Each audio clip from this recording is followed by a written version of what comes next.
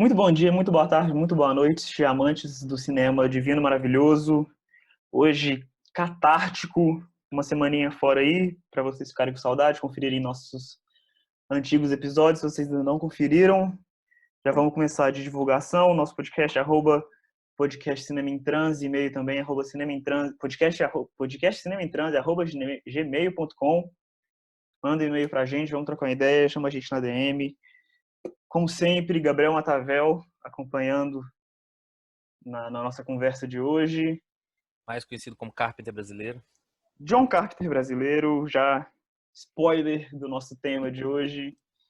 E ele, sempre ele, mente do Matheus, nosso grande, queridíssimo, formado em cinema visual pela PUC Minas, mestrando pela Unicamp, não é isso? Olá. Littler, eu descobri ontem que seu nome não era do jeito que eu falava, então, sua apresentação, Matheus. Muito boa tarde, muito boa noite, muito bom dia, um excelente momento pra gente, até os pontos que a gente consegue ficar excelente nessa situação caótica que estamos, né? Então, olá, meu nome é Matheus Schlittler, eu sou um pouco de tudo, eu acho que eu cheguei num momento assim da minha vida que eu tô um pouco de tudo, porque eu tava lembrando esses dias atrás que eu já até dei entrevista pra TV falando que eu era ufólogo, sabe? Isso daí é um fato assim que já aconteceu na minha vida, mas que hoje em dia eu não sei mais de nada, mas sim, eu sou formado em cinema pela PUC Minas, sou mestrando agora, né? Agora minhas aulas vão começar daqui a 2 semanas, na verdade. Mas eu acho que. Então, assim, tecnicamente eu já sou mestrando, porque eu já fiz a matrícula, etc, etc. Mas na prática eu ainda tô de férias, pode-se dizer assim.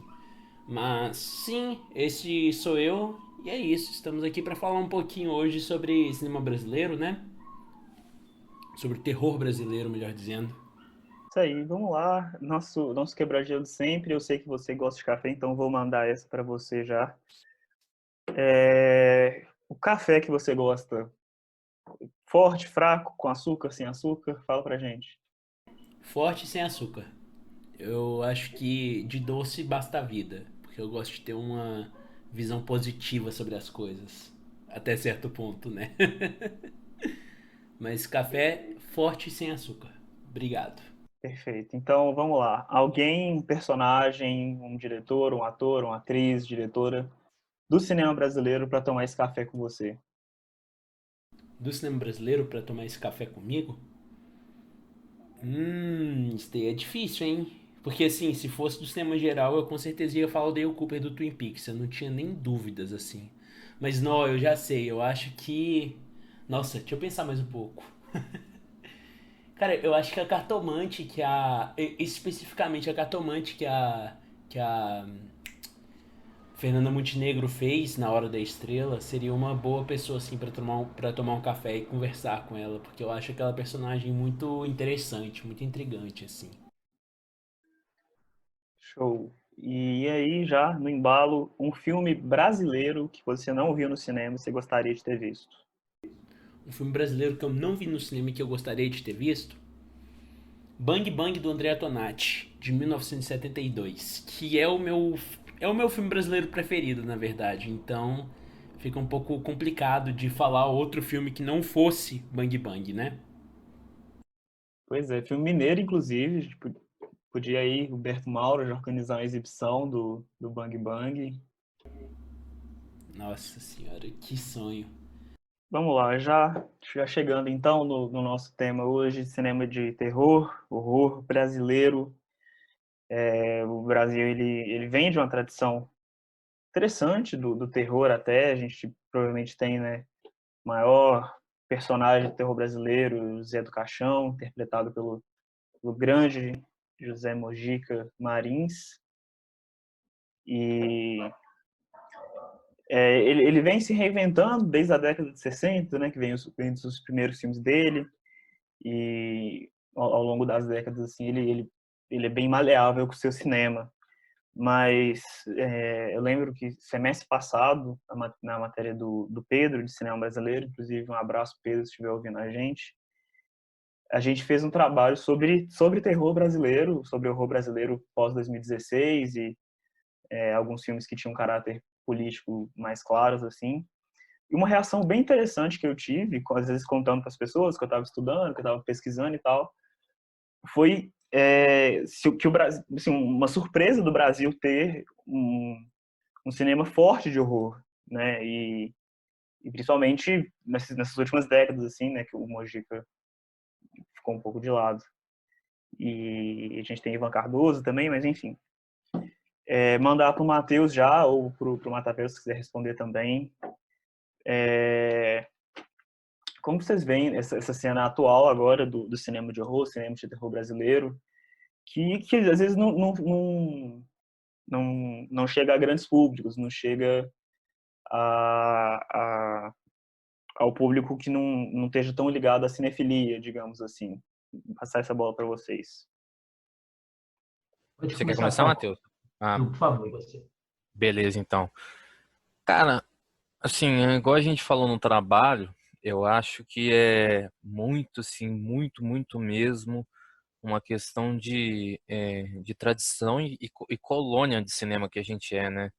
A gente é colônia há muito tempo e isso a gente percebe com a rápida conversa, assim. Igual a gente estava até brincando, ô Matheus, que é o típico crítico do cinema nacional, né? É um vídeo de um cara lá falando, filme nacional é aquele vídeo de deputado fazendo sacanagem e tal. É um cara que são pessoas que se você perguntar não assistem os filmes e muitas vezes não é nem por mal, né? Simplesmente porque esses filmes não estão disponíveis no contexto daquela pessoa. Igual quando a gente discute muitas vezes um filme que ele só é lançado no cinema, né? Os Uhum. filmes muitos filmes, não só de terror, né, mas assim, muitos filmes um pouco mais independentes, nem tão independentes assim, com grandes atores até globais, os filmes perdem muito desse escopo assim de distribuição, assim. Então não vejo que é um problema de gênero. O gênero é afetado, mas não é só do gênero, né? O documentário sofre disso e tal, mas assim, é isso, é colônia cultural, mano. A gente sofre com essa coisa da colônia cultural, infelizmente, a gente tem que romper isso. Pouco a pouco, os grandes canais estão entendendo que a gente consome esse tipo de coisa, né? Mas isso demora, demora. Mas o nosso cinema independente sempre foi povoado de gênero, assim, isso é bem legal. E a gente vai, com certeza, falar disso daqui a pouquinho. Cara, eu acho muito interessante porque o cinema brasileiro, de terror em específico, ele tem duas facetas muito interessantes, né? Que quando a gente até pega na história do Mujica e a gente vê um pouco de reflexo disso hoje em dia, né?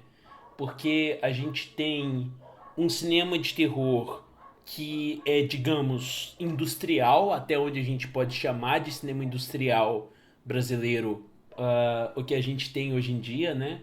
E a gente tem esses filmes de terror B, que são extremamente fortes, não só aqui no Brasil, mas também no resto do mundo, na verdade, que a gente vê desde a década de 90 está criando essa tradição.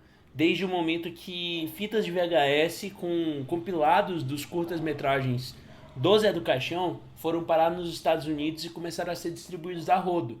Isso criou uma tradição muito forte, por exemplo, de um outro diretor que chama Peter Baestorff, que eu tenho certeza que a gente vai entrar com mais detalhes mais para frente, que tem um sucesso extremo. Muito obrigado pela participação do carro aqui passando do meu lado, mas o Peter Baestorff tem um sucesso extremo nesse meio independente mesmo, assim, nesse meio trashzeira, né? Que ele até chama de cinema tosqueira, se eu não me engano, que é um termo que ele usa. Mas que daí a gente tem esse outro universo completamente amplo. Só que daí isso daí vai muito de como a pessoa enxerga o cinema, a ideologia da pessoa com o cinema mesmo e como que ela vai acabar abraçando esse meio de produção, né? Porque já que você tá num cinema completamente B, completamente radical em relação à imagem, à estética, a tudo isso, você não, você, se você for viver de cinema, você vai ter que viver assim de fazer bico mesmo e de fazer loucura assim mesmo, viver assim da forma mais punk, mais do it yourself possível, que é o que acontece com o Baiersdorf, e que quando chega lá fora é gigantesco. Agora, quando a gente trata de um cinema mais comercial, entre aspas, né, mais industrial mesmo, quando a gente vai abraça para as questões da Ancine, para essas outras questões de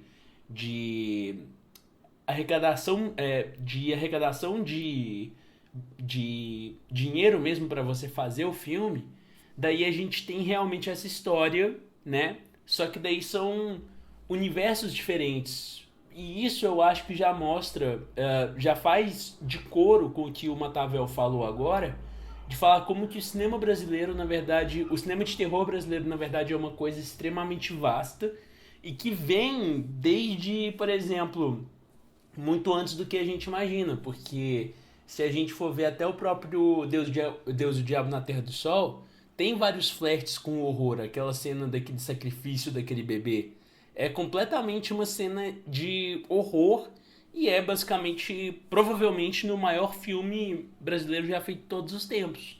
Existe essa tradição do cinema brasileiro que é de fazer essa mistura de gêneros muito forte e muito presente. E existe desde a origem lá do cinema novo, pegando também um pouco das referências até do próprio Eisenstein, né, lá do cinema russo, né, do cinema do construtivismo e tal, que na verdade engloba muito nessa estética de horror que a gente tem, né? E, enfim, tem toda uma outra teoria e um outro assunto que eu não vou ficar delongando tanto assim sobre o cinema de horror político e o cinema de horror de estética, que, enfim, talvez a gente pode dar umas pinceladas mais tarde, mas eu acho que só para começar pode ser essa minha frase. Show. Muito bom. Vamos seguir para esse caminho, então. Cinema de horror político, cinema de horror estético. Acho que tem dois marcos bem interessantes, assim. Até eu comentei já com o Matavel já viu esse vídeo. E o Schlitter provavelmente leu naquele texto nosso. Mas o marco que é muito interessante, assim, é que o Danilo Gentili, ele se aventura no cinema, às vezes, né?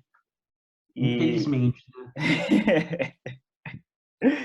e aí, ele lança um filme em 2016 que chama Exterminadores do Além contra a Loira do Banheiro.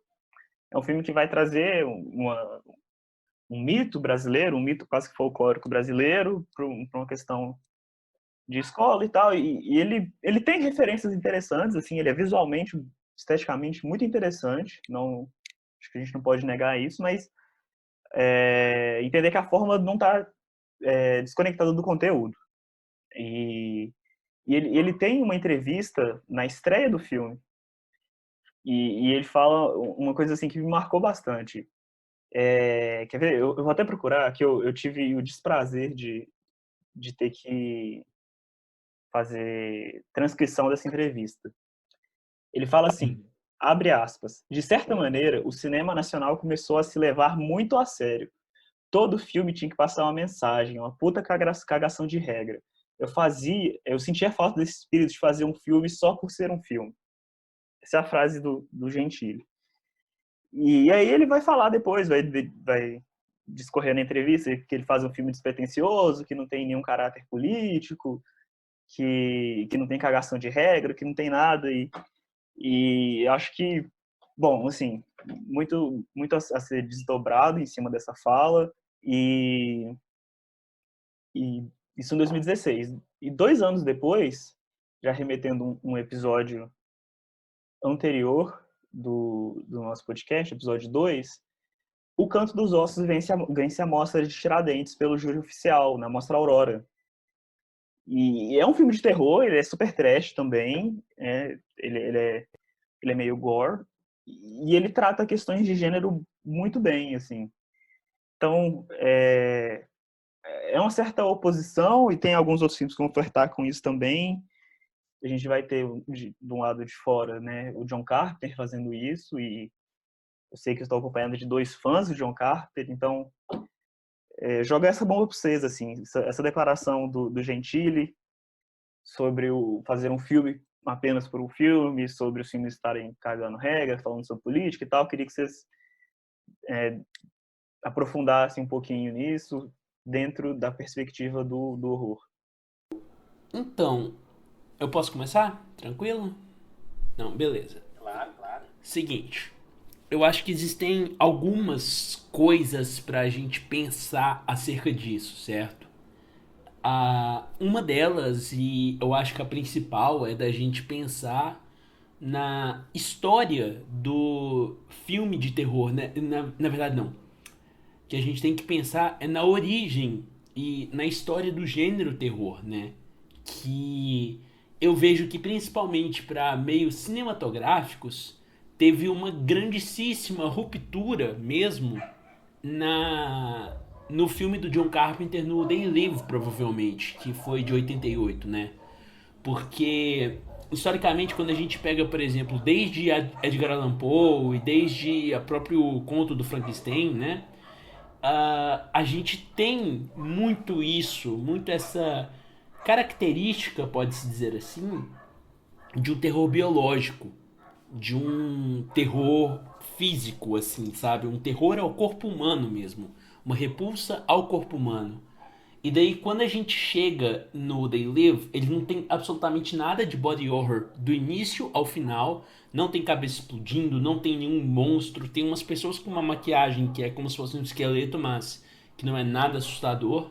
E daí traz essa questão, né? Essa questão muito mais para um antro social, um terror social, que é o que a gente vê hoje, até nesse texto que vocês fizeram e que eu li. Tem, por exemplo, a questão de filmes com terror social de hoje, tipo o Us, o, o outro do Jordan Peele, que eu esqueci o primeiro isso, o Get Out, que é o Corra, que a gente tem muito essa questão social, que não tem essa característica física. A gente pega, por exemplo, o próprio David Lynch, né? Que pega aí o primeiro grande filme dele é o Eraserhead, que é um filme extremamente nojento, que tem uma questão social do proletário, disso, daquilo, só que o que mais causa angústia, o que mais causa o terror, não é o fato do Henry ser um proletário e que tá totalmente fudido e que tá isso e que tá aquilo. Não, é o filho dele que é um monstro. A gente tem nojo, a gente tem repulsa do que a gente vê. A gente não tem nojo e repulsa dos símbolos que esse filme traz. Que, na verdade, a gente não tem uma repulsa consciente, é uma repulsa muito mais inconsciente. Daí depois ele vem com o Veludo Azul, etc, etc. O Veludo Azul, inclusive, é 2 anos antes, né, na verdade, de They Live, mas não foi tão... Mas o Veludo Azul tem uma questão muito estética, né, dessa estética daquela cena macabra do cara chupando aquele gás, aquelas coisas bem estranhas assim. Mas daí a gente tem em 88 esse They Live que basicamente tem uma das cenas de mais horror, assim, na minha opinião, é de dois caras, um dando soco no outro, os dois caras literalmente brigando. É uma cena muito grande, muito desconfortável, dos dois caras brigando porque um cara quer colocar um óculos no outro.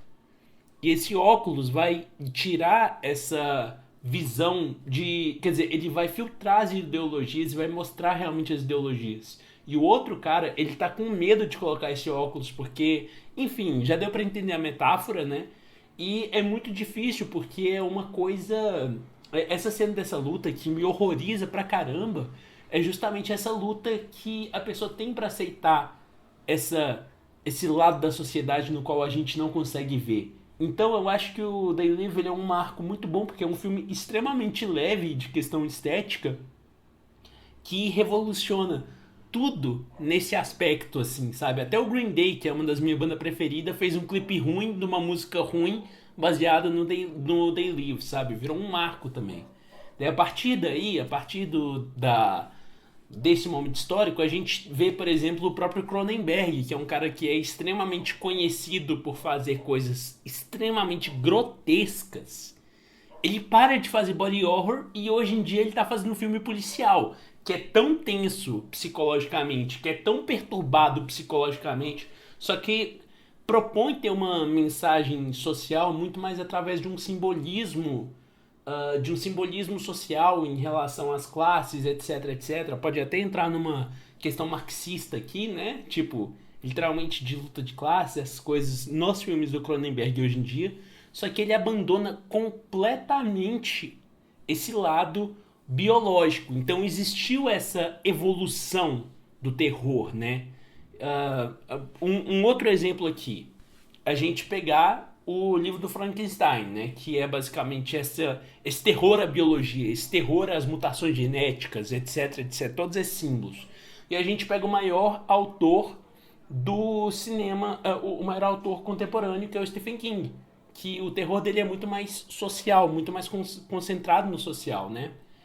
Daí a gente vê isso aqui, esse reflexo desse cinema do final da década de 80 pra cá agora nesses filmes brasileiros novos, que também é muito bem representado por aquele filme que o Renan me mandou, que eu esqueci o nome agora, que é o A Praga do Cinema Brasileiro, né?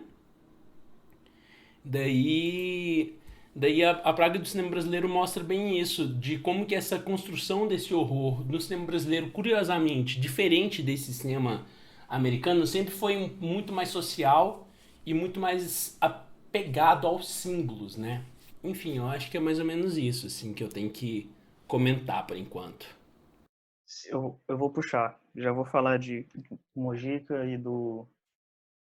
da Praga do Cinema Brasileiro. A gente vai deixar links, tentar deixar o link desse trabalho nosso para quem quiser ler também, e do A Praga do Cinema Brasileiro. Enfim, é interessante o Mojica. Primeiro, esse filme é interessante, A Praga do Cinema Brasileiro, ele é uma praga que o Mojica joga, e enfim, é um filme de imagem de arquivo muito bacana. Mas, num dos filmes mais clássicos do Mojica, que é A Meia-Noite Levarei Sua Alma, ele Foi o tem uma... primeiro grande sucesso dele, né? Isso. Ele tem uma cena que é muito interessante de ser analisada, já vi o pessoal comentando, e ela traz bastante essa questão dos símbolos. O filme ele começa, né, na verdade, no período de Quaresma, e tem uma questão bem irreverente, assim, do Mojica, que ele já vai trazendo, uma questão meio anárquica, e a primeira cena, uma cena muito marcante, assim, que ele está na janela da casa dele, no segundo andar, e no fundo dessa cena está acontecendo uma procissão da galera participando da Quaresma, eu não sei qual que é o nome certinho disso, mas ele adota uma decupagem muito próxima do Orson Welles, assim. Ele vai juntar os dois planos, a profundidade de campo vai ser bem mais alta, e no primeiro plano ele vai estar comendo um cordeiro, e no segundo plano, na janela, vai estar rolando essa procissão, que é na Quaresma, assim, tendo, né, e aí já interpretando o cordeiro como um símbolo cristão, a Quaresma é o período que algumas pessoas se abstêm de comer carne vermelha, né, e é o que a gente já falou outras vezes, assim, tem esse retorno para os símbolos, esse filme é de início da década de 60, eu não lembro certinho de quando é, 64. A 64, tá certo, confundi. Filme de 64 e, enfim, toda uma questão para ser analisada, né, do filme ser lançado em 64, um ano muito triste para a história do Brasil, mas coincidentemente também é o mesmo ano de lançamento do Deus e o Diabo, que você comentou agora há pouco. Exatamente. E o cinema, ele tem flertado, igual você falou, não necessariamente com o filme inteiro dedicado a isso, mas cenas de horror que são, são vistas, né, em outros filmes. E aí, não sei, eu já acabei minha fala. Fala aí, Não, Madalena, eu já falei eu, bastante agora. eu entendi o que você estava falando, assim, que é um gênero que ele vai bebendo de várias influências e que ele também coloca muita influência da história do cinema no geral, assim, e eu boto fé demais, mano, porque o cinema de terror, ele é, se pá, o mais subestimado, assim, de todos, porque eu acho que a comédia, ela ainda tem o amparo do público, fraga. E, tipo assim, eu não tô falando que o terror não tem público, mas o terror nacional não tem público. Então, assim, aí o que que acontece? A gente não tem esse amparo de que o terror, no questão do grande público e tal, naquele filme que explode, que o terror, que o gênero, ele tem esse potencial até pouco tempo, né? Porque a gente está vendo grandes canais entrando e a gente está vendo que esse cenário pode mudar, assim. Então, assim, não só o Mujica, assim, vários filmes bacanas. O Marco Dutra lançou série recentemente, junto com o Caetano Gotardo e a Gabriela Amaral Almeida. Gabriela Amaral fazendo filme também, assim, Bacurau explodindo, assim, Bacurau que só no Brasil fez mais de 1 milhão de espectadores, na França fez uns 200, 400 mil, um negócio assim, números assim gigantes de Bacurau. Nos Estados Unidos ele fez mais de 1 milhão, eu acho, assim, contando Cara, ingresso e VOD, assim. Então, assim, não só enquadrando o terror, né, mas o cinema fantástico de gênero junto também, assim, velho, porque é um cinema assim que tá explodindo assim recentemente. A gente até teve uma aula com o Rodrigo Teixeira que ele fala muito disso assim. Ele está estudando agora muito fenômeno de cinema pós-guerra, né? Que ele prevê assim que a vibe do público vai estar nessa vibe entre aspas pós-guerra, né? Porque a gente passou por um momento tá passando por um momento psicologicamente muito tenso, né? Não e fisicamente para muitos também, assim. Então, assim, a gente tá no momento que o escape também vai ser muito necessário. E esse cinema, eu acho que falar que só tem a ganhar é feio, assim, eu acho. Mas, assim, esse cinema eu acho que ele vai ganhar uma revigorada com o tempo, assim. Eu boto muita fé nisso, assim, Fraga. Eu ia falar assim que o cinema, ele tem, o cinema de terror, o gênero, ele tem se reinventado de maneiras muito interessantes, assim. Você vai ter o Guto Parente, que fez muito sucesso com o Inferninho, e no mesmo ano ele lança também o Clube dos Canibais, assim, que é um filme super corporal, e ele vai estar atravessado por uma questão de classe, mas ele é um filme pouco sutil, digamos assim. Tem uma crítica que coloca ele como uma crítica do Sérgio Alpendre, da Folha de São Paulo. É uma elite conservadora e hipócrita, e chama ele de uma antropofagia nas relações de classe do Brasil contemporâneo, sem sutileza. Então, a gente tem uma diversidade muito grande, tanto dentro do próprio terror, né, digamos, a galera chama de subgêneros, mas como de formas de filmar, como diferentes cineastas experimentando muita coisa. Tem o filme do Ivan Cardoso, que chama Colírio de Colman Me Deixou Doido Demais, uma parada assim, que é um filme ótimo, e Ivan Cardoso é um cineasta de tempos já, né? E ele se propondo essa reinvenção, né? Reinvenção assim, né? Experimentações da linguagem que vão ser muito muito fortes assim, vão agregar bastante pro cinema brasileiro e creio eu assim que tem recebido mais atenção, igual eu falei, né? O Canto dos Ossos ganhar a Mostra Aurora de Tiradentes, festival super tradicional, a gente já comentou sobre o festival aqui. Acho que representa bastante, assim. E não tem muito tempo que o Canto dos Ossos ganhou. Foi edição passada. E você posso tem só abrir um parênteses rapidinho? vontade, todo seu. Eu quero comentar como que os nomes dos filmes de terror brasileiros são geralmente geniais, assim, né? Tipo, como é que é esse que você acabou de falar? Do cara que ficou doidão lá? O Como é que é o Ivan nome? Cardoso, pera, eu vou deixar É, isso. o Colírio de Colma, calma. O Show. colírio do Corman me deixou doido demais. Ele fala Isso, até assim. isso, é isso. Cara, por exemplo, o próprio Baiersdorf, que é o cara que eu falei agora há pouco, né? Ele tem um filme que chama Super Chacrinha e seu amigo Ultra Cheat em peraí, Ultra Super Cha... Pera, deixa eu repetir. Super Chacrinha e seu amigo Ultra Cheat em crise versus Deus e o Diabo na Terra de Glauber Rocha. Gente, olha que nome maravilhoso. Olha só que momento maravilhoso do cinema brasileiro que a gente tá vivendo. Esse filme, se eu não me engano, é de 2007, mas enfim. É só uma questão, assim, dos nomes, assim, que é uma coisa maravilhosa. Sabe um filme que, inclusive, pensando, assim, no termo etimológico mesmo, assim, de horror, né, de terror, que causa muito terror também, que é um filme brasileiro super bem conceituado, etc, etc, é O Cheiro do Ralo. O Cheiro do Ralo tem essa angústia muito grande, né, que então a gente vê que esse movimento de horror, na verdade, assim, talvez até questionando um pouco, não problematizando, mas tipo assim, colocando aqui uma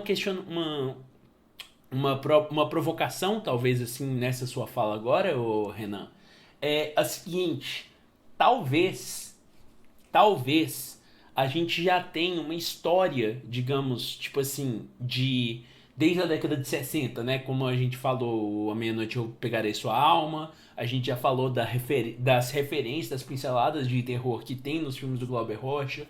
A gente tem nos filmes tipo assim, já da década de 2000, né? Tipo O Cheiro do Ralo. A gente já tem muitas influências mesmo de filmes de horror que já estão sendo construídas. Então, isso aqui que a gente está acontecendo agora é uma espécie de um estopim que acabou, certo? Que agora a galera chega e fala: nossa, bora fazer. Tem uma coisa, inclusive, que eu vou citar nomes, inclusive, porque é uma pessoa que eu amo muito. Um grande beijo para Luciana Jordão, que foi professora minha, eu acredito que foi professora de vocês também, né? Que a Luciana, uma vez em uma conversa particular que eu tive com ela, não foi dentro de sala de aula, não foi nada assim. Ela falou uma coisa que eu acho muito interessante, que eu acho que pode conversar bastante com esse assunto de hoje. Ela falou pra mim que a gente, como realizador de cinema, tem que voltar pro cinema marginal, que é essa ideia, tipo assim, a execução dessa ideia mesmo que o Glauber teve, né? Que o Glauber é do cinema novo, mas é uma execução muito maior. De que para fazer um cinema basta de uma ideia na cabeça e uma câmera na mão, certo? Que é trabalhar com os recursos que tem para falar sobre a atual situação que a gente está vivendo, certo? O que acontece é o seguinte: hoje em dia, com esse boom de filme de terror, a gente tá vendo que é mais ou menos isso. É uma galera que não tem um orçamento grande, que tá com uma câmera na mão, um roteiro, né? Tipo assim, um roteiro na cabeça, vai lá, faz, dá a cara pra fazer e tal, e tá refletindo justamente essa situação que a gente tá. Outra coisa também que reflete muito sobre os filmes, na verdade, que pega uma influência muito grande de cinema de terror, é o próprio cinema marginal, que até nesse filme daí da maldição do cinema brasileiro, tem várias e várias e várias cenas do Bandido da Luz Vermelha, que é do Sganzerla, né? Que é o grande marco do cinema marginal. E então, existe essa redescoberta, podemos dizer assim, de cinema marginal, assim, que eu tô achando muito curiosa. Que pode ser também um pouco sobre esse estopim, várias coisas que estão se acumulando para acabar nesse estopim que a gente está tendo hoje de produções tão boas e tão interessantes do cinema brasileiro. Agora o que falta não é público, é distribuição, que é o grande problema do cinema brasileiro, mas daí já é um outro assunto, de um outro rolê, porque público tem. O que não tem é uma distribuição boa para qualquer gênero que a gente tem no Brasil. E hoje em dia a gente também não tem nem governo, né? Assim, não é um governo que ajuda a gente não tem nem governo, ponto. E a gente tá numa situação do cinema brasileiro que a gente precisa de auxílio do governo. Assim, que a gente precisa do auxílio do governo porque a gente não tem uma indústria do cinema que é privada igual a gente tem nos Estados Unidos, eu acho que na França também é assim, mas enfim, isso daí é uma outra questão. E mesmo assim, os dois com muito apoio dos governos, né?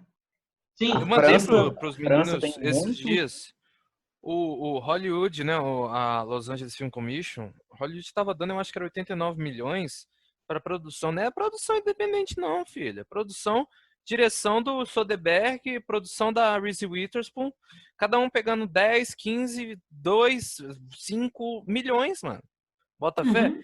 Então, assim, eu fico puto porque, por exemplo, um filme que lançou agora na pandemia, o M8, do Jefferson D, um terror muito foda, assim, muito, muito foda, tá na Netflix aí, que eu gostei bastante do trailer, por sinal, assim, e ele tem várias temáticas aí que remetem vários lançamentos recentes, e, cara, eu tenho certeza que se esse filme lançasse no cinema, né, na sala, ele não ia pegar público, velho. Não porque o filme é bom ou ruim, o filme pode ser uma obra-prima, ele não ia pegar porque não ia ter distribuição. Bastou o Bacurau explodir, não é fazer pouco público, explodir para ele aparecer pouco tempo no jornal. Ele precisou de ganhar Cannes, ele precisou de explodir nos Estados Unidos a ponto de fazer 1 milhão de vendas. A ponto de estar no filme preferido do Barack Obama. Importante pincelar isso também, que isso ajudou pra caramba também na distribuição disso, daquilo, da divulgação, né? Porque se a gente tem um nome como Barack Obama, pelo amor de Deus, né? Isso daí ajuda a todo americano assistir e entender o filme errado, mas enfim. Não, então, velho, assim, é um negócio que eu fico muito puto, porque antes, quando a gente brincava, assim, outras pessoas brincavam sobre cinema, eu levava na boa, mas agora eu tô ficando meio puto porque não é que a gente não vai ter o financiamento, porque tem lugar que tem financiamento e tem infraestrutura, ou tem infraestrutura, mas não tem financiamento. Aí um cara que não tem tanto dinheiro, por exemplo, ele tem uma facilidade de parar uma rua, de filmar numa praia, de filmar nos lugares com uma documentação mais agilizada, mas aqui os esforços são única e puramente dos estados. Não estou exaltando São Paulo, mas os esforços da SPCine, cara, não é uma puta de um órgão, mas é um órgão que ele começou a agilizar o processo de produção, já traiu, tipo assim, 3, 4 longas internacionais, séries e tal de fora, série, tipo assim, quadruplicou a produção de São Paulo de publicidade, enfim. Eu li até um texto da Débora Ivanova que ela fala assim: se tiver uma hecatombe nuclear e aí sobrarem as baratas, né? A gente do audiovisual, os profissionais do audiovisual vão estar lá filmando as baratas, né? Porque a gente não precisa assim de muita, a gente não é exigente como classe no geral, assim, eu não vejo isso. Eu vejo que assim, a gente tem tão pouco que parece que é exigente. Entendeu? Mas quando você vai ver, a gente não tem quase nada, cara. Se você for comparar com os outros setores, até as outras mídias, né? Porque a nossa mídia ela tem um mercado, né? Ela tem um mercado claro, né? Não é como artes plásticas, enfim, que é um pouco mais abstrato de se montar um mercado, de se montar, mas também é possível, né? Vamos frisar isso. A gente não tem, velho. A gente não tem onde se agarrar, velho. Assim, nomeação de Mário Frias para a Secretaria da Cultura, o negócio foi só afundando. Eu acho. Eu tenho. Vou fazer uma teoria da conspiração aqui, já que o negócio é terror, né? Eu acho que o que o Bolsonaro tá fazendo é que ele tá querendo transformar todos os cineastas do Brasil em youtuber. Eu acho que é isso que tá acontecendo, entendeu? Desculpa a piada, gente, enfim. Não, assim, 2 pontos que eu quero trazer dessa discussão. Chegou no assunto que o Matavel gosta de falar todo episódio, que é distribuição, né? Esse é o ponto zero. Agora eu vou para os meus 2 pontos. O ponto 1, assim, que vocês têm falado, o cinema de terror brasileiro, acho que não só de hoje, assim, ele é um dos gêneros que mais tem proposto questionamentos dentro dele, assim. Questionar linguagem cinematográfica, questionar o próprio gênero, questionar convenções de gênero. E eu acho que há muitas décadas, e agora, igual o Schlita falou, esse boom, ele tem proposto isso, justamente ou não, mas com certeza isso está atravessado pelas baixas condições de orçamento, né, que ele tem, assim, seja público, seja privado, seja o que for. O Canto dos Ossos mesmo é um filme orçamento baixíssimo. A gente teve esse ano o Hodgson, onde só não tem dó. Não é um terror, mas ele flerta em alguns momentos com o gore, assim.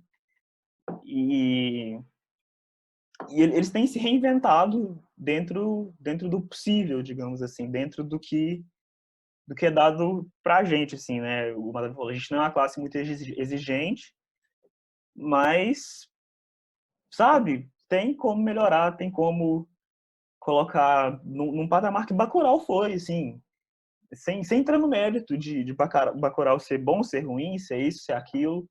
O Bacurau, ele é distribuído pela Globo, ele tem um quadro, sei lá, 10, 15 minutos no Fantástico, em pleno domingo, um dos horários mais nobres, se não o horário mais nobre da Globo, não sei. É o horário mais nobre da televisão mundial.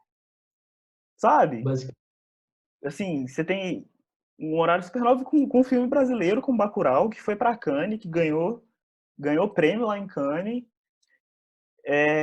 tendo 15 minutos, 10 minutos de tempo no Fantástico, cara.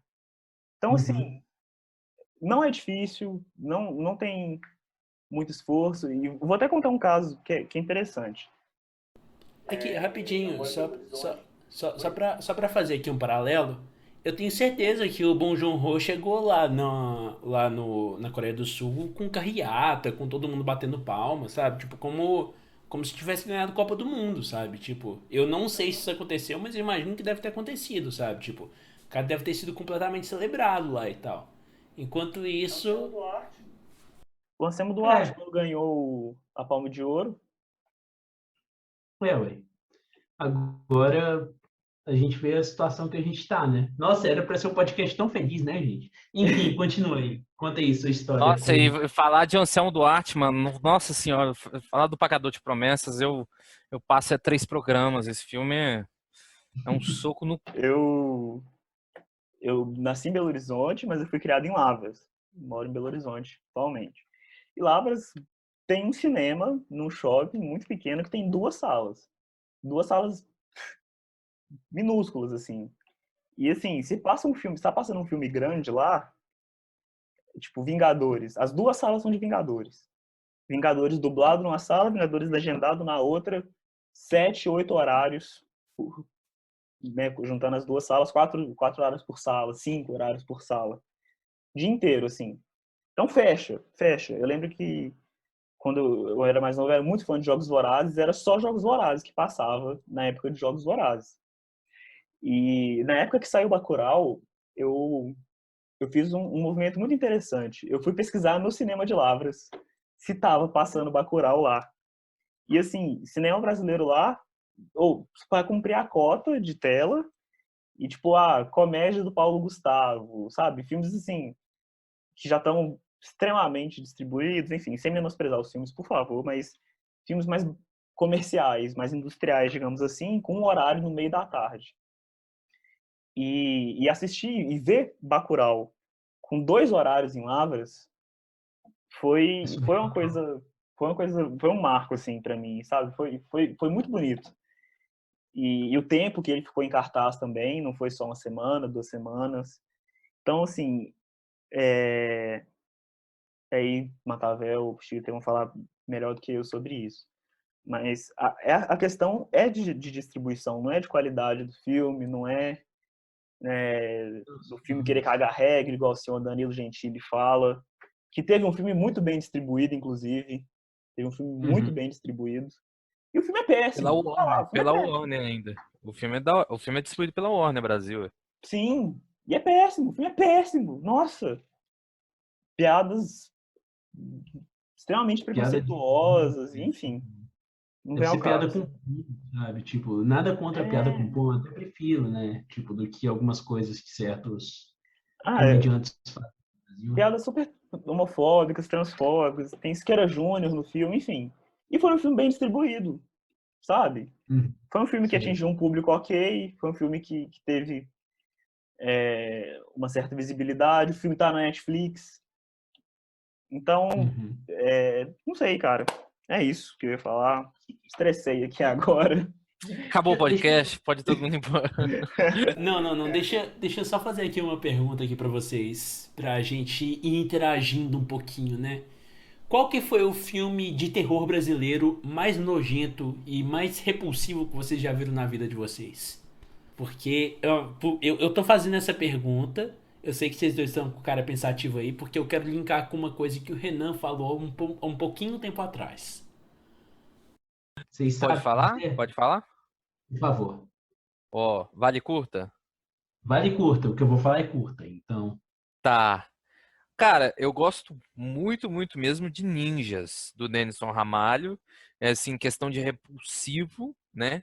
E questão de gore, não sei. Talvez do Denison também, Amor Só de Mãe.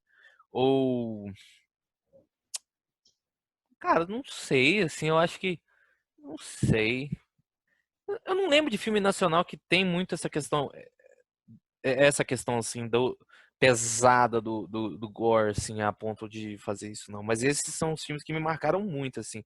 O Ninjas ele tem uma cena que o cara ele força o outro lá a fazer um salto, né, um sapato de salto, só que é o pé dele e ele pisa num prego e ele tem que andar com o prego sem o Ah, prego enfiar nele, assim, é bizarro. O Ninjas é muito é. foda. Então tem esse. Ó, pensando aqui, Mata vai responder primeiro, eu tive tempo pra pensar. Eu acho que eu vou de Canto dos Ossos. Ele é, igual eu falei, ele é meio trash, assim, mas ele tem umas cenas, sabe?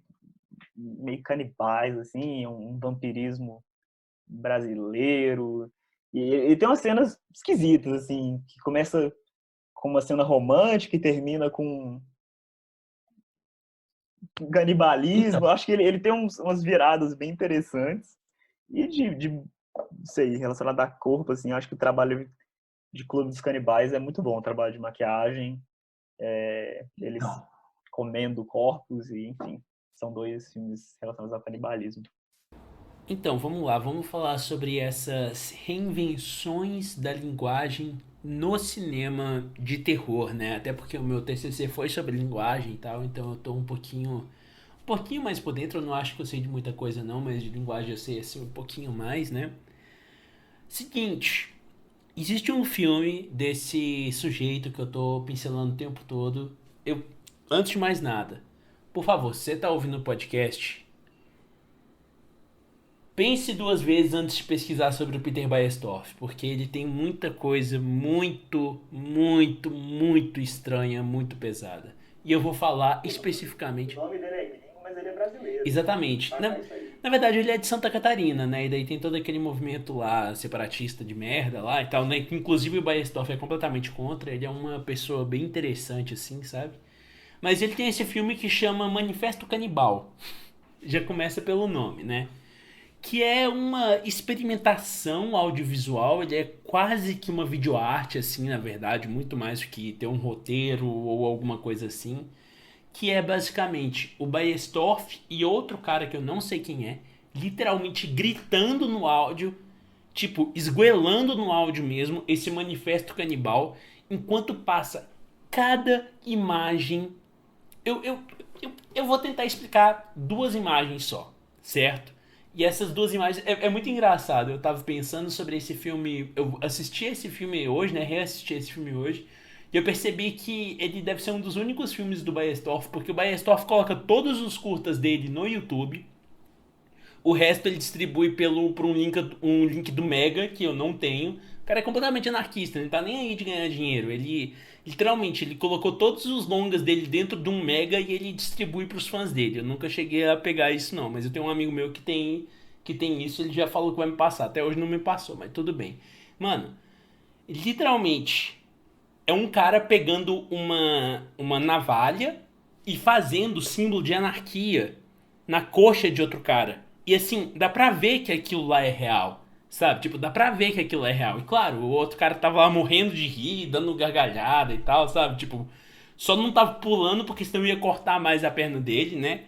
E o outro é um cara que literalmente pega uma seringa. Você começa a olhar aquela cena e você fala: Pera, esse cara vai usar heroína? Não dá, porque não existe heroína aqui no Brasil. Ou se existe heroína aqui no Brasil é extremamente caro e esses caras são claramente uns fodidos financeiramente, sabe? Só que não, o cara ele vai, ele puxa o sangue dele, é um outro cara, e ele vai e joga o sangue dele na boca dele, sabe? Tipo, é uma coisa muito bizarra. Tipo, é tão esteticamente falando, é tipo assim, a linguagem do filme, né? É literalmente os caras só gritando o manifesto que é tipo assim, basicamente é quase que um matam seus deuses, sendo que os seus deuses são a câmera. Tipo assim, o cara fica falando, filma com qualquer merda que você tiver. Se você não tiver nada pra filmar, tenta filmar de qualquer forma. Sabe, tipo, chama seus amigos pra fazer o filme, não faz esse filme com ninguém a não ser seus amigos, só pessoas que têm ideologia parecida com você, porque a gente não tá aqui pra ganhar dinheiro. É literalmente uma antropofagia maluca mesmo, sabe? Tipo, que eles estão gritando. E essas cenas bizarríssimas, daí do nada aparecem uns caras tirando a calça e daí eles estão com camisinha no pênis, sabe? Tipo, e daí mostra eles tirando a camisinha do pênis. É uma loucura, é uma loucura. E eu achei interessante porque é o único filme do Paestorff, se eu não me engano, que não tem censura para maiores de 18 anos. Sendo que é um dos filmes mais pesados dele que tem no YouTube. Por quê? Porque é um aglomerado de imagem, é como se fosse aquele efeito que você coloca na edição mesmo, que você junta as duas pistas, né? E daí dá como se fosse aquele efeito de transparência, de opacidade, né? É só isso, um monte de imagem assim, um monte de imagem que você não consegue decifrar, e as poucas imagens que você consegue decifrar são isso. Basicamente, a minha teoria é: o algoritmo do YouTube, o robozinho do YouTube não conseguiu captar nenhuma dessas imagens, mas a gente que é humano e vê aquilo, a gente fica assim agoniado. E aí, com tudo isso que eu tô falando, por que eu tô dando essa volta toda? Olha só uma forma de fazer um filme de terror, porque aquilo lá pra mim é um filme de terror, que tá um pouco além do documentário, tá um pouco além de qualquer coisa, que vai além da linguagem mesmo, sabe? É um filme de, sei lá, tipo 6 7 minutos, sabe? O Renan deve estar até pesquisando agora, porque eu tô vendo no reflexo do óculos dele, não é isso? Exatamente. Assim, é bizarríssimo e é simplesmente fantástico de ver. Oi? Eu vou querer esse filme se o Renan achar. Cara, tá no YouTube, é só você procurar literalmente Manifesto Canibal Peter Baestorff. Você acha lá de boa, cara. Você acha lá de boa. E assim, gente, pensa aqui comigo na questão da linguagem do filme. O que o cara fez com a linguagem do filme? Não existe linguagem nesse filme. Basicamente, não existe uma ideia de uma construção de lá da teoria da linguagem, né? O que é uma linguagem? De uma construção de códigos que formam uma regra para você transmitir alguma coisa. Eles pegam toda a linguagem cinematográfica e jogam no lixo, porque tem imagem, mas que não mostra nada, tem áudio, mas que não mostra nada, é uma bagunça, só consegue ser um filme. Eu não sei como, mas consegue. E o que os caras fazem? Os caras fazem um filme de terror com isso. Olha só o nível da genialidade de produtores brasileiros, de pessoas brasileiras que fazem filmes de terror e que revolucionam essa questão de linguagem. Mas daí, no caso do Baestorff, tem toda uma outra questão, que é da questão da ideologia do cara, de como ele vê o cinema, de como ele vê a cultura, a arte de uma forma geral. Resumindo, o Baestorff ele veio da cultura punk, então ele é desse lado completamente anarquista e anárquico, né, que são duas coisas diferentes.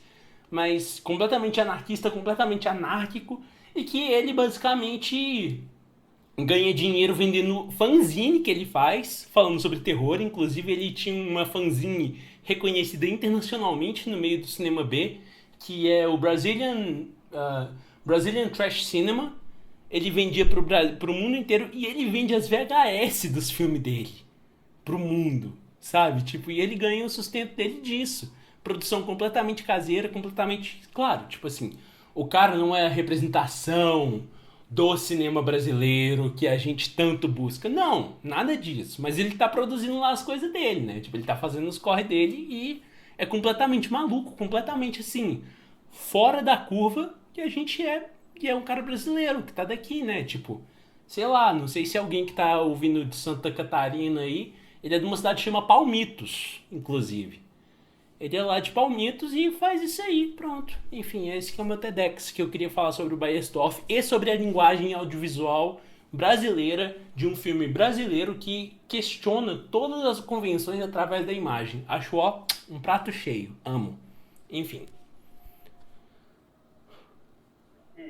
Caminhando para o fim, eu lembro de um dos primeiros períodos que eu estava na faculdade e eu fui assistir um pitching de um trabalho seu, de um curta, que é o Eu Tenho Fome. Era isso que eu estava pesquisando. Sabe? Você lembra dele? Eu lembro sim, pô. E aí, Eu não lembro o que você tá fazendo no filme. Você tá fazendo áudio, não era? Ou Tava fotografia? fazendo direção de arte. Direção Arte. de arte. Nossa, É. falei dois departamentos, não era nenhum dos dois. Mas enfim, e eu lembro que vocês citaram referências do Refn, do Nicholas Aham, Refn. com certeza. E eu li aqui rapidinho a sinopse, achei o filme fácil. E a gente estava comentando, né, sobre possíveis desdobramentos do que é horror, do que é o terror e gêneros que podem misturar isso. E às vezes eu tô jogando esse bloco inteiro fora, mas ele pode ser interessante. Hum. A sinopse que eu achei no festival de Taguatinga. Um Uhum. assalto em uma empresa eletrônica termina na morte de um dos assaltantes. O mandante do crime, dono da empresa concorrente, interroga todos os envolvidos para descobrir o culpado pelo fracasso da ação, onde todos são suspeitos e têm suas motivações para terem sabotado o crime. Me parece que tem um cadinho aí, justamente pela Então, referência do Refn, né? Ele tem alguns filmes que flertam com terror, com horror. Então, vou comentar essa então, produção sua.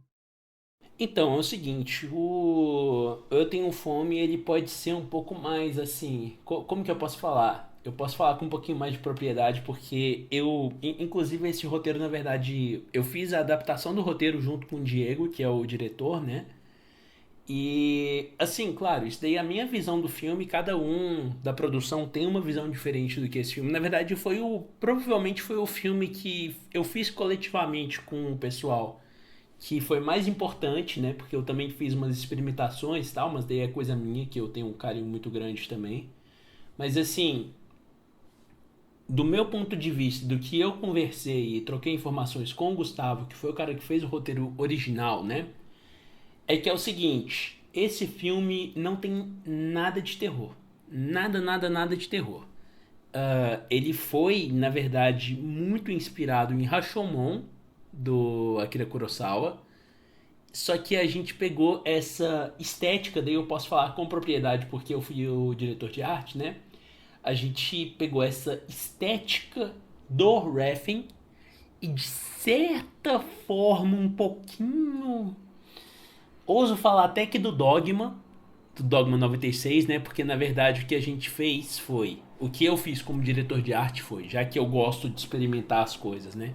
Eu não planejei absolutamente nada da direção de arte. Eu cheguei na locação e falei, o que que a gente tem aqui? Tá, pronto, a gente vai fazer com isso aqui, entendeu? Foi isso que eu fiz um pouquinho em relação ao Dogma. Mas o Refn é muito mais uma influência estética, digamos assim, sabe? Porque o roteiro ele é muito mais baseado em Rashomon. Não sei se vocês conhecem Rashomon, que é Rashomon do Akira Kurosawa, filme japonês que fala sobre um crime que foi visto de pontos de vista diferentes. Daí são representações e, enfim, dissertações desse tipo de crime. O Rashomon é um filme de drama, então eu acho que assim, tô tentando pensar aqui de alguma forma, talvez a estética mesmo pode, como a estética do Refn acaba buscando muito desse cinema de horror da década de 80, que eu inclusive tô pra assistir um filme que é um filme de terror que parece ser muito interessante, que chama como é que é o nome? Que quando o Matavel falou soco no cu eu lembrei, porque tem uma cena que parece que é mais ou menos isso. É um filme gore, né? Um filme meio gore assim. Que é A Sociedade dos Amigos do Diabo. Vocês conhecem esse filme ou não? Não? É considerado como um dos filmes que tem um dos finais mais nojentos da história, só que é um filme que flerta com vários dramas, etc, etc, sabe? Tipo, tem até momento lá que parecia até com um musical, tipo Hair, sabe? Tipo, é uma confusão, é quase como um rock horror, né? Enfim, o que acontece é o seguinte, o Refn ele pega muito dessa estética neon, etc, etc, da década de 80, principalmente naquela trilogia que ele fez, né? Lá do Drive, do Drive, do Only God Forgives e do Demônio Neon. E também ele fez no que pra mim é a obra-prima do Refn, que é basicamente o Too Old to Die Young, que é a série que ele fez, que produziu com a Amazon Prime, que inclusive eu recomendo pra todo mundo, é uma das séries mais incríveis que eu já vi na minha vida. Mas enfim, eu acho que a estética vai muito mais. A estética é a maior influência, basicamente, assim, desse momento do cinema de horror, né, do cinema de terror da década de 80 que a gente pegou do Heaven, entendeu? Eu acho que daí que a gente pode considerar assim, que querendo ou não é uma forma de uma pincelada, né? Depois, o próximo curta que a gente fez, que foi a Cor Rubra, esse sim tem influência de roteiro, de absolutamente tudo. Você trabalhou com a gente nesse filme, Renan, ou não? Não? Ah, não, tudo bem. É porque eu não tava lembrando quem que a gente pegou como assistente. Eu achei que tinha sido você.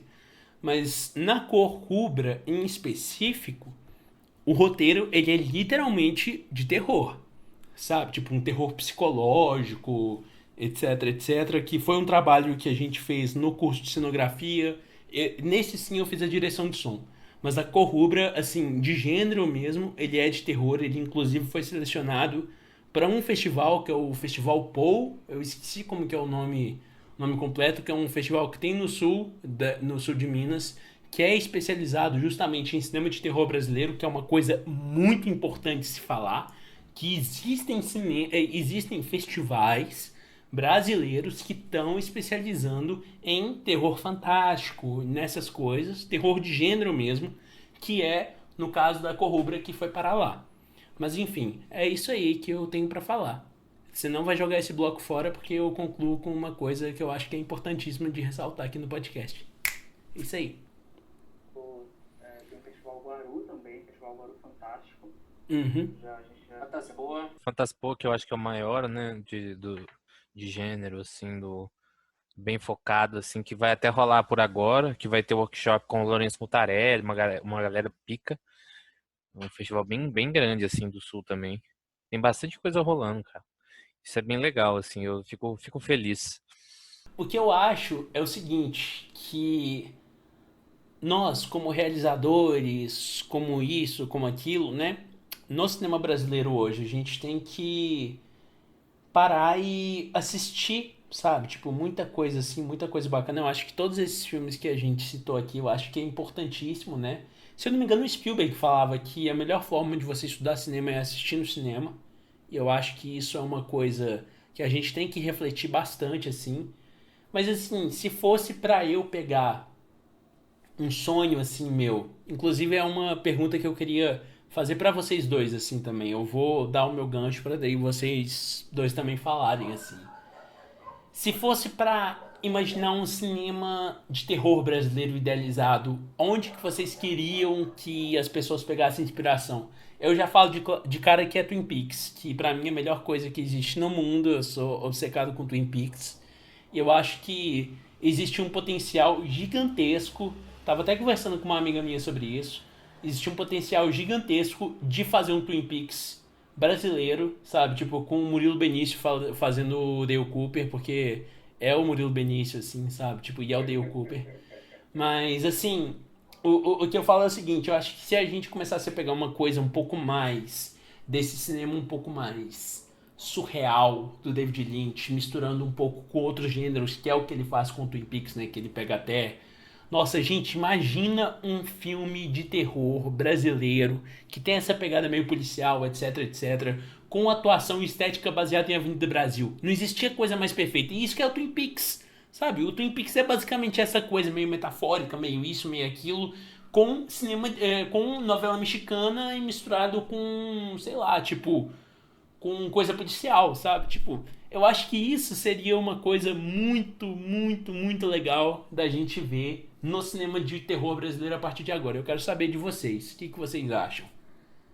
Cara, Adriana Esteves e Benício, o quê? Benício? Murilo Benício, cara, atuando pra esse filme ia ser tudo, assim. Acho que não ia ter pra ninguém. Ia ser um filme recorde de bilheteria. Como diria nossos amigos do Choque de Cultura, se colocar um acidente de carro no meio fica perfeito. E é isso, cara. O filme é isso. Não, Cinema é mas isso. assim, Eu tô falando, tipo, se vocês pudessem recomendar uma coisa, assim, pros realizadores assistirem e inspirarem alguma forma, assim, sacou? Pra fazer alguma coisa assim. recomendaria o Twin Peaks. Tem tanta coisa, assim, mas Twin Peaks é muito bom. Deixa eu ver. depende muito, né, velho? Tipo assim, se for pra um lado mais trash, seria um Evil Dead da vida. Se for pra um lado Nossa, mais denso, a gente pode ir pra, sei lá, Farol. Farol, O que a gente quer, o Chamado. que a gente quer. Não, cara, tem muita coisa. E a proposta, você me lembrou na hora. Se eu fechar os olhos agora, uma série do Murilo Benício, do Globoplay, que eu acho espetacular, assim, muito boa. Não é de terror, mas é muito boa. Que o tom é o tom perfeito, Fraga. É o tom que você falou aí. Se tivesse essa virada do gênero, ia ser assim, espetacular, assim. Tem muita coisa, assim, tem muita coisa. Sei lá, mano, umas releituras aí, não sei, assim, As, cabe bastante coisa. as séries brasileiras estão vindo para um lado distópico que tem um pouco de terror, né? O 3% flerta um pouquinho. Tinha uma série da Globo, cara, uns tempo atrás, eu não lembro qual que era tipo Lost. Supermax. Supermax! Cara, Nossa, eu lembro que eu vi os primeiros episódios e eu ficava muito louco, velho. Muito louco. A galera falando que era o Lost brasileiro, versão melhorada.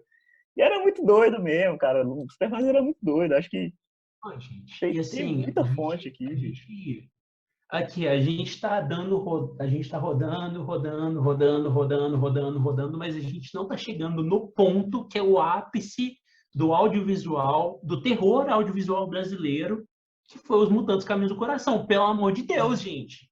Pelo amor de Deus. Você vai ter que colocar muita left track no fundo, né? Tipo, nesse episódio, assim, Na- desculpa. na- Cara, no- tem um terror com o Criolo, bicho. Um Caralho, Tem filmaço. o, sério? o juízo, o juízo, Juízo. o Cara, esse juízo. filme eu vi ele no Belas Artes, bicho. Muito doido. Ó, cheguei onde eu queria chegar já. Esse filme Recomenda- é massa. Recomendações brasileiras. Aí pode ser livro, pode ser podcast, pode ser filme e tal, mas já vou puxar a minha aqui. Eu sou sempre o último, mas hoje eu tô sendo o primeiro. Recomendação brasileira de terror. O Juízo. Não precisa de falar mais nada. Tem o Emicida no filme. O Emicida não. Tem o Criolo. Tem o Criolo. E é um filme massa, é um filme doido. Eu nem esqueci de pesquisar onde que acha esse filme aí. Mas filmaço. Minha indicação. Eu tenho uma aqui que é pica, que vocês vão gostar, que é Linha Direta. É a coisa mais aterrorizante da história, do, sei lá, do mundo. E com aquela narração super, sei lá, Sim. tipo, nossa, mano, aquelas séries oitentistas, assim, mas aquela narração densa, assim. Quando o cara não era pego, que ele olhava pra câmera e falava assim, é, e o assassino pode estar próximo, pode, perto de você. É muito foda, cara. É muito foda. Era muito foda, eu esperava. E eu ficava morrendo de medo, cara. Eu ficava morrendo de medo. Eu ficava ia pra cama da minha mãe, cara. Era muito bizarro. Eu lembro que eu peguei o final desse programa e depois ele parou. De tão bom que é. Ele parou porque era bom. E esse programa tem uma puta realização dramatúrgica em cima dele. Tem vários estudos que eles falam, se você colocar o ator X para interpretar fulano, ele não vai ser comprado como vilão. Enfim, assim, tem toda uma construção que a gente subestima dos nossos programas, mano. Cara, A gente Mas você tá ligado? a gente esqueceu do Lendas Urbanas, do Gugu, cara. Uma Nossa, geração assim, inteira muito aterrorizada, sem dormir direito. na hora do banheiro e tal. Você tá doido? Aqui, Eu tenho na real três recomendações pra fazer. Desculpa, porque vocês sabem como que eu sou. Eu sou a pessoa das recomendações, né? Eu vou recomendar, na verdade, um filme que não tem absolutamente nada de terror, mas é um filme super interessante que eu descobri esses dias atrás, que tem completo no YouTube, que chama Na Mira do Diabo, que é um filme de western, completamente western spaghetti mesmo, sabe? Brasileiro de 73, se eu não me engano, que foi feito no Mato Grosso do Sul, que explica toda a formação social em relação à fronteira com o Paraguai, sobre questão de grilagem, etc, etc, que é muito interessante. Muito interessante, tem nada de terror. Ele é tipo esses filmes do Clint Eastwood mesmo, sabe? Tipo, inclusive é um filme que, claro, a gente vê, é um filme de 73, 72, 73 colorido aqui do Brasil. Então o que eles fizeram? Eles não captaram som direto, eles fizeram toda a dublagem. Então tem toda aquela estética assim mesmo, sabe? Tipo, desses filmes do Clint Eastwood que a gente assistia na sessão da tarde, com aquela dublagem assim, meio mal feita, só que na verdade muito bem feita, né? Quando a gente vai ver todos os recursos de dublagem, tal. Chama Na Mira do Diabo, muito bom. O segundo é um curta que eu não sei onde a gente pode achar, mas é um curta que foi feito na minha cidade natal, em Patos de Minas, sobre uma lenda urbana da minha cidade, que chama A Mulher de 7 Metros. Não sei quem fez, eu só vi que foi feito. Na verdade, eu vi o filme, mas eu não prestei atenção. Inclusive, se você estiver ouvindo esse podcast, você realizador, você realizadora, eu acho que foi uma menina que fez, inclusive. Mil perdões por eu não estar citando vocês. Olha só, eu tô até usando gerundismo. Não estou citando o seu nome, mas saibam que eu gosto muito de vocês por vocês terem feito isso, sabe? Porque é uma representação de Patos assim que eu acho fantástica e é um filme que ficou muito divertido, muito legal. A terceira é um disco. Olha só, o Matheus vai falar de música, sim. Por quê? Já que a gente estava falando de distopia, etc. Metaprogramação da banda Deaf Kids. Deaf Kids é uma banda de São Paulo que faz um som completamente cyberpunk, e eu estou usando esse termo propositalmente porque uma música do Deaf Kids estava na trilha sonora de Cyberpunk 2077. Então, sabe assim, é um. E tem esse terror, essa tensão, mesmo sendo uma outra forma, uma outra linguagem, né? Existe também essa coisa densa da música, né? No caso da música do Deaf Kids, né? Que é uma espécie de um hardcore eletrônico, meio pós qualquer coisa, meio pós-punk, meio pós-música, assim, que é bem interessante. E que eu tive a oportunidade de ver ele em vinil. Eu não comprei porque ele estava muito caro. Foi o único vinil brasileiro que eu vi numa loja na gringa, lá nos Estados Unidos, em Nova York. E era o vinil mais caro da loja. Eu fiquei chocado com isso. Enfim, a minha recomendação é Metaprogramação do Deaf Kids, que é um disco do caralho, assim. E tem também todos uns nomes, deixa eu pegar aqui os nomes das músicas, que são meio... Deaf...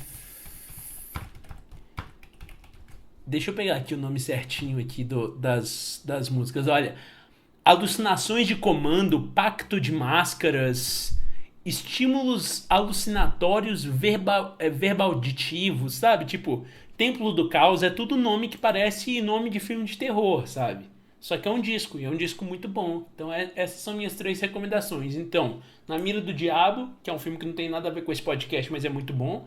A Loura do Banheiro, a Loura do Banheiro não, desculpa, Mulher de 7 Metros, que eu não sei onde vocês acham, mas que se eu achar eu mando o link pra vocês e eu peço pra daí depois o Renan dar os créditos tudo certinho aqui na publicação, beleza?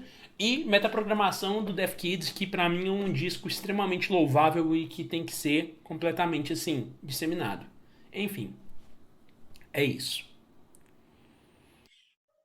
É isso, mais um podcast concluído. Muito boa tarde, muito boa noite, muito bom dia para quem é de bom dia, boa madrugada. Cinema de horror, terror, enfim, cinema divino maravilhoso, como diria o grande Glauber Rocha. Um beijo, um abraço para vocês e é isso.